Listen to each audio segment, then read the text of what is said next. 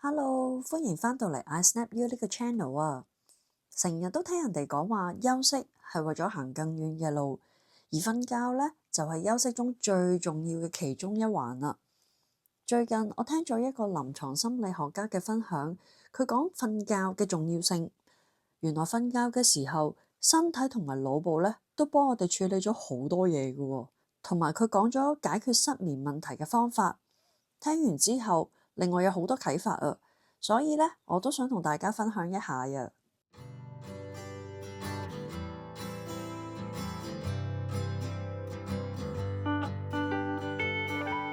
咁首先就講下瞓覺點解咁緊要呢？當然大家知道嘅就係可以幫你消除疲勞啦，令到你恢復體力啦。當你身體嘅器官喺你瞓覺嘅時候呢，幫你咧做翻所有排毒啊、修補嘅嘢之後呢，咁你咪自然會有足夠嘅免疫力咯。小朋友瞓覺呢，點解咁緊要呢？因為係真係可以促進發育，令到佢長高㗎。咁所以小朋友呢，瞓覺夠呢係非常重要㗎。咁咧瞓覺其實都可以幫你調節情緒㗎喎。咁不如我先講下瞓覺呢，其實係有3個狀態嘅。咁首先第一個狀態啦，就係深層睡眠，由你一開始瞓覺大概90分鐘左右啦，我哋個腦呢，其實係將你每一日吸收嘅資訊咧，放翻喺一個唔同嘅文件夾裏邊㗎，好似你電腦將啲嘢分類咁樣咯。咁當佢好清晰地將唔同嘅嘢分類放入唔同嘅文件夾嘅時候，咁到你需要用嘅時候，你咪好容易好清晰咁樣喺嗰個文件夾度攞翻呢個記憶出嚟運用咯。咁所以點解瞓覺咁緊要咯？咁另外第二個步驟就去到淺眠嘅步驟啦。咁其實淺眠嘅步驟咧，就係幫你清理緊你嘅海馬體嘅。咁清理海馬體咧，其實就係清理你唔要嘅垃圾啦。唔知大家咧有冇睇過《Inside Out》玩轉老朋友呢套戲咧？你記唔記得有一幕咧，主角瞓覺嘅時候咧，佢哋咧係將一嚿嚿波咧掉去一座山嗰度㗎，咪堆積到好大嚿垃圾咁樣嘅。咁其實嗰啲咧就係你一啲唔需要嘅記憶啦。咁因為我哋每一個人嘅記憶體都有限㗎嘛，咁你要掉走啲唔要嘅記憶，你先可以有空出嘅記憶體去放一啲新嘅記憶入嚟㗎嘛。呢個清理海馬體嘅步驟咧，就好似呢套戲咁樣，幫你掉咗嘅你唔要嗰啲記憶去嗰座山度咯，所以係非常緊要㗎。然後去到第3個階段咧，就係發夢嘅階段啦。咁點解瞓覺可以幫你調節情緒？就係因為呢一個階段啦。其實去到發夢嘅階段嘅時候咧，係幫你做緊療愈㗎。我唔知咧，大家咧有冇去過揾人哋幫你解夢啦？咁自從咧我自己學咗家庭排列之後咧，我係會可以通過我每一個夢境去幫自己療愈返咯。因為其實每一個夢咧裏邊嘅嘢都係一啲你嘅潛意識嘅投射嚟㗎。我咧講一個自己嘅真實例子俾你聽啊。喺大概5、6年前嘅時候啦，嗰陣時我未翻嚟香港，仲喺瑞典生活嘅。而當時咧，我成日都發一個夢㗎，就係咧，我喺夢裏邊不停咁樣跑，但係咧，我跑個動作好似慢動作咁㗎喎。明明我好出力跑，有啲嘢追我啦，我好出力咁跑，但係咧，我嗰個慢動作係點解好似跑極都跑唔喐嘅，跑極都冇力嘅？但我明明好用力係咁向前跑，你就見到有日不停咁追我咯喎。其實咧，呢一個都係我嘅潛意識投射緊我當時嗰個狀況㗎，其實都係我自己當時現實生活裏咧，原來我停滯不前啊！我不停想向前繼續跑，但係有啲嘢牽絆住我啊，佢拉住我，令到我唔可以走出當前嘅困局啊！所以點解我會連續幾年都成日發呢個夢，就係因為當時嘅我停留喺呢個困局裏邊咯。但我想講咧，當我翻咗嚟香港之後呢幾年咧，我係完全冇再發呢一個夢噶啦。咁所以其實每一個夢咧係反映緊你嘅潛意識噶。咁所以喺呢幾年我接觸咗家庭排列啦，去幫自己做療愈之後啦，咁然後每一次當我發夢嘅時候咧，如果我起身，我仲記得呢個夢咧，我就會開始幫自己傾偈啦。因為我識得家庭排列啊嘛，我知道點樣可以通過夢境令我明白我夢裏邊嘅投射究竟屬於啲乜嘢，然後我揾到個源頭啦，我就再幫自己一步一步去做處理咯。所以瞓覺呢個過程係非常重要咯。所以點解佢會幫你做到排毒呢一樣嘢咧？幫你調節到情緒咧，就係因為咁解啦。同埋咧，如果你冇足夠嘅休息咧，係會影響你嘅新陳代謝㗎。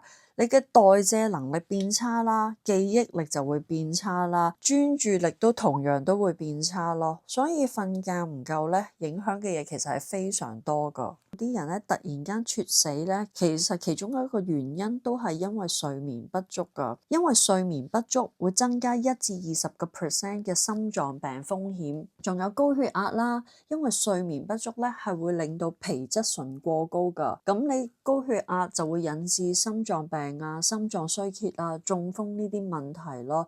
所以睡眠不足啦，會令高血壓咧高出2-3倍㗎咯。因為大腦嘅血流受到影響啦，所以咧你嘅中風機會咧都會大40-60%㗎。咁仲有肥胖問題啦。咁因為好似頭先咁講，你睡眠唔夠會影響你嘅新陳代謝㗎嘛，咁你新陳代謝差，你自然就會肥啦。哈佛大學嘅研究咧，長期每晚如果瞓少過5個鐘嘅人咧，肥胖嘅風險係會增加30%㗎，同埋會增加你患癌嘅風險啦，仲有腦退化症嘅問題啦。因為咧，你瞓覺嘅時候咧，其實佢幫你代謝咗一啲物質㗎。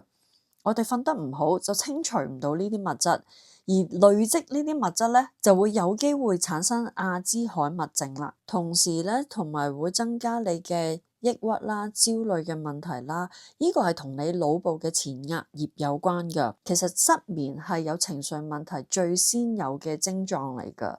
當年我自己咧都係因為長期失眠要食安眠藥瞓覺，後尾咧聽到一個心理學家分享呢一個症狀，我先發現，咦，自己其實係咪有情緒問題啊？然後就通過身心靈嘅療愈去幫助自己咯。所以如果你都長期有失眠嘅問題咧，可能你真係會揾一個專業嘅醫生咧，去了解一下啊，究竟其實自己係咪會有情緒問題咧？或者揾一啲相關人士去傾偈，了解一下自己究竟係咪需要尋求一啲幫助咧？瞓得唔夠會令你記憶力下降啦，反應遲緩啦。因為好似頭先我咁講，你喺深層睡眠嘅時候，你個腦袋幫你做緊一啲分類工作㗎嘛。等你喺平時生活中，當你需要呢段記憶嘅時候，你就可以好輕易咁拎翻出嚟咯。但係當你瞓得唔好嘅時候，佢個分類工作都做唔到，你個腦亂七八糟，你又點可以隨時拎翻呢啲記憶出嚟咧？咁同埋瞓得唔夠咧，仲會令到人際關係變差啦。點解咧？因為長期唔夠休息嘅時候，你會點啊？你個人會好猛咯。當你對人人都好猛嘅時候，自然你嘅人際關係都會差啦。瞓得唔好，免疫力差之外咧，仲會加速衰老喎。因為皮膚咧喺深層睡眠嘅時間會生長激素，瞓覺唔夠啦，就會令到皮膚唔夠時間做修復。皮膚嘅修復循環係28日嘅，咁你長期都休息唔夠，自然就會加速衰老啦。你就會有皺紋啦、乾啦、皮膚失去彈性啦，有黑眼圈、又浮腫，皮膚又會暗啞咯。而其實成年人咧係需要瞓7-9個鐘㗎。就算咧64歲以上嘅人士咧話會瞓少啲咧，都應該要瞓到7-8個鐘先至適合。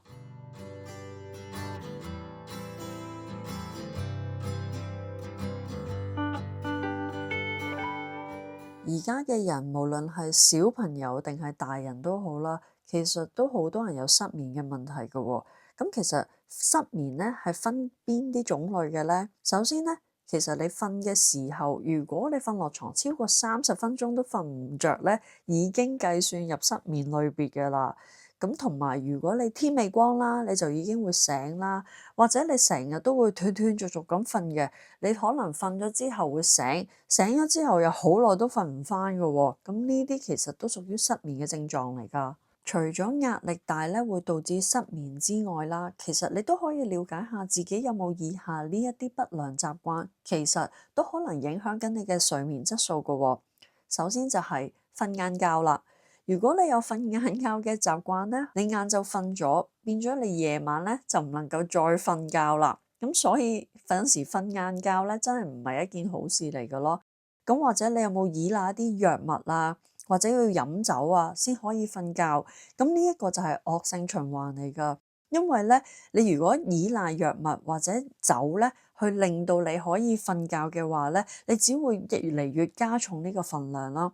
因為好似我之前咁講，其實我以前咧都曾經咧好多年時間需要食安眠藥先可以瞓着覺㗎。而一開頭嘅時候咧，我係嘗試食褪黑激素嘅，咁但係咧，係完全幫唔到我嘅，咁所以之後我就要開始食安眠藥啦。但係我個劑量咧係唔可以食太少劑量嘅咯，因為食太少劑量嘅話咧，我都係幫唔到我入眠㗎。點解當時嘅我需要服用安眠藥先可以瞓覺咧？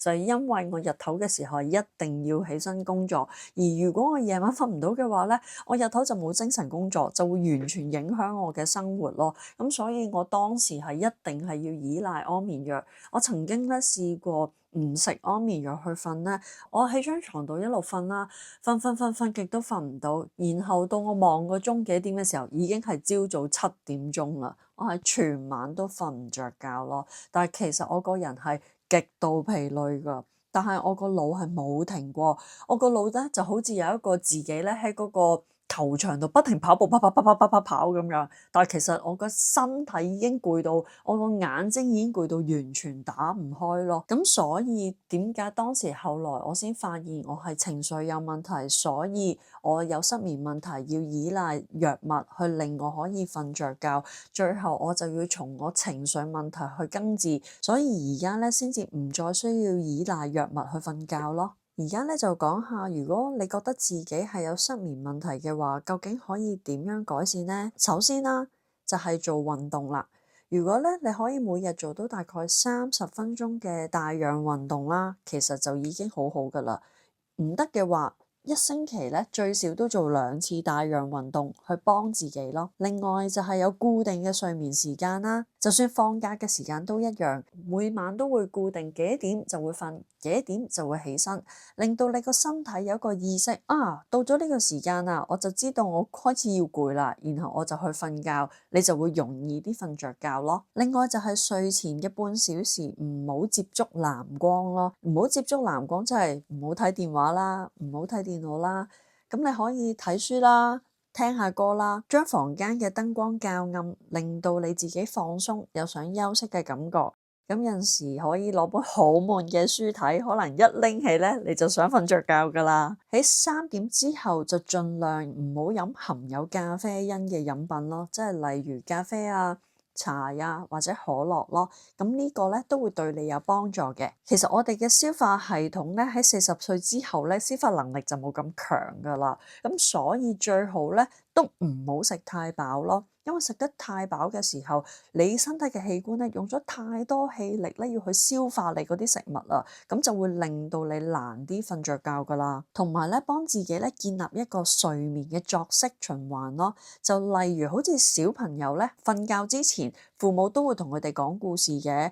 咁呢一個動作其實就令個腦知道，哦，而家講故事咯喎，講完故事就係去瞓覺噶咯喎，佢就會自然咧進入呢個睡眠模式噶啦，就會令到你更容易瞓着覺咯。咁同埋咧，房間裏邊千祈要遮光啦，因為要夠黑暗咧，先可以幫你個腦咧生產啲褪黑激素出嚟咧，令到你咧容易啲想瞓着覺嘅。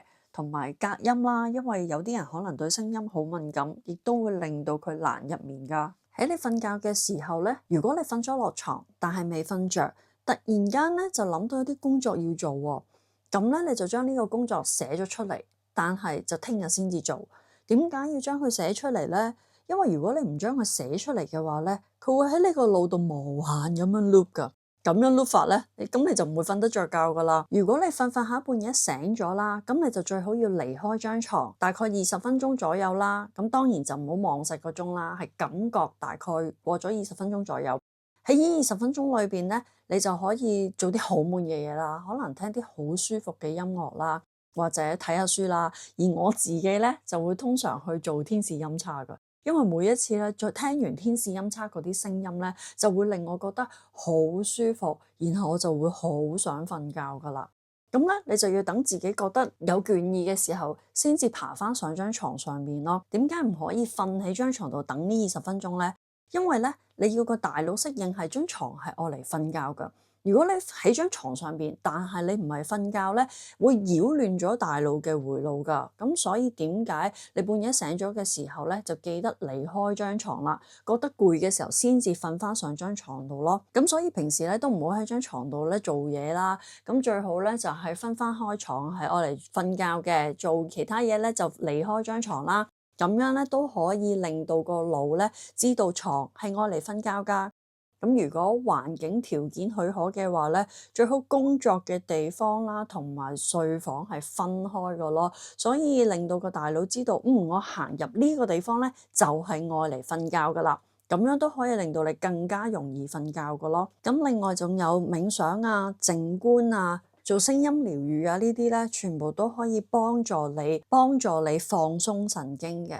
咁越放鬆神經咧，你就越容易可以瞓覺啦。咁所以點解我會好鍾意做天使音叉啦？因為其實我有好多客人都同我講咧，每次咧去做呢個天使音叉嘅時候咧，佢哋嗰個過程啊，令到佢哋咧可以進入一個非常放鬆嘅狀態咯。同時咧，佢哋都話可以令到佢哋夜晚瞓得更加好咯。天使音叉係咩嚟嘅咧？佢就係一個聲音嘅療癒咯。嗰支音叉咧，其實係平時我哋咧愛嚟幫琴調音嗰支音叉啊。其實呢支音叉發出嘅頻率咧，可以幫助我哋帶走我哋身體嘅負能量咯。同時令到我哋個人更加放鬆咯，所以點解我自己好鍾意做完天使音叉先至去瞓覺咯？因為每次一做完之後咧，我已經覺得非常放鬆啦，我就可以更加容易入眠。而喺瞓覺嘅過程裏邊咧，我係發現咧，我係可以更加深層睡眠嘅咯。有啲人就會通過藥物治療去幫自己啦，即係例如食一啲安眠藥啊，或者鎮定劑啦。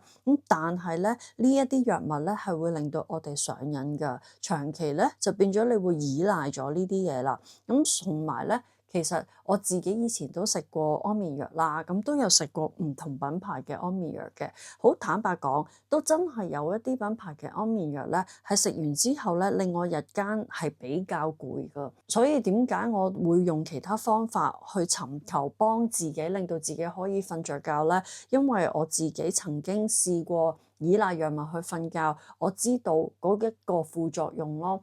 我覺得用一啲更加自然嘅方法去幫自己咧，同時都會令自己更加健康咯。我都知道咧，好多人咧會嘗試服用褪黑激素啦，去幫自己容易啲入眠嘅。其實褪黑激素咧係點樣幫到你咧？其實褪黑激素就係本身我哋自己人體都會生產出嚟㗎，就係當你去到一個環境昏暗啊嘅地方嘅時候咧，佢就會慢慢自然咁樣產生咯。可能就係你受到好多壓力啊、困擾嘅時候咧，令到你咧唔係好產生到呢個褪黑激素咯。其實我自己咧最近咧有一個新產品咧，係一個天然成分嘅產品嚟嘅。佢就不含褪黑激素㗎喎，但係咧佢係透過番紅花萃取物咧，令到我哋嘅人體會自然提升咗褪黑激素嘅水平咯。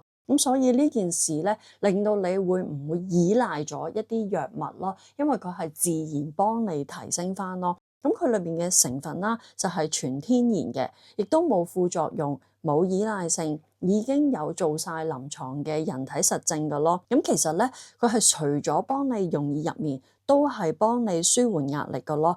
佢裏邊嘅成分係番紅花啦、茶氨酸啦，同埋乳蛋白肽啦。其實喺日頭嘅時候咧，佢係會幫你咧有安定情緒嘅作用咯。但係到夜晚嘅時候，因為開始天黑啦，你喺臨瞓之前大概30至60分鐘之前服用佢嘅話咧，佢就會令到你慢慢個人咧自己提升返褪黑激素嘅水平，令到你可以快啲入眠咯。咁如果你對呢款產品有興趣啦，或者你對天使音叉嘅療癒都有興趣嘅話咧，你都可以喺 IG 嗰度 DM 我。我嘅 IG 係 ISNAPU。咁你可以 DM 我啦，然後詢問我有關嘅詳情咯。咁我到時就可以將呢啲資料話俾你哋聽，希望我都可以幫到你哋啦。嚟緊我會分享更多有關身體同心靈健康嘅課題㗎，因為咧我自己都係通過呢一樣嘢去完全療癒到自己，我都好想用呢樣嘢幫翻你哋咯。咁我都希望我分享嘅經歷，我分享嘅嘢可以真係幫到你哋啦。所以如果你哋對呢啲題材有興趣嘅話，記得要訂閱我嘅 YouTube、Spotify 同我嘅 IG 啦。咁我哋下條片再見啦，Have a nice day。